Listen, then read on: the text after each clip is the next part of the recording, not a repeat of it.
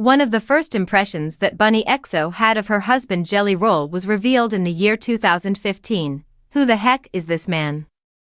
From the moment she lay eyes on the country singer for the first time, Bunnie XO, who is married to Jelly Roll, was immediately captivated by him. In a recent interview, the model discussed her first reaction to her spouse on the evening that they initially introduced themselves in 2015. "I was like, what would you call this? Who is this human being?" On the episode of her podcast titled Dumb Blonde that was released on Tuesday, July 9, Bunnie, who is 44 years old and whose true name is Elisa DeFord, remarked, "This big southern boy." At the Las Vegas Country Saloon, where Jelly was performing as the opening act for the Moonshine Bandits, the podcast host and Jelly, who is 39 years old, first met. As a result of the fact that the audience and the venue itself were very tiny, as well as the fact that Jelly was not a well-known performer at the time, they were able to connect.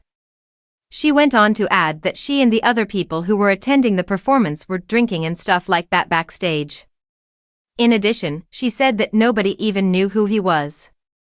The Moonshine Bandits were the band that he was opening for. People on the West Coast were unaware of his existence, despite the fact that he could have had a little bit of success in Nashville. For the Moonshine Bandits, we were there to support them. During an appearance on the podcast titled King and the Sting and the Wing Clips in the year 2020, Jelly, whose actual name is Jason DeFord, had previously discussed his perspective on the first meeting he had with his wife. The hitmaker of Son of a Sinner said that he and Bunnie had conversations behind the scenes, but at the time, she was involved in a romantic relationship. After she and her partner split up, however, they remained in contact with one another via their shared acquaintances and eventually got together. "They went their own ways, and I'm not going to behave as if I've passed the buck." Jelly said that she had kind of shot hers.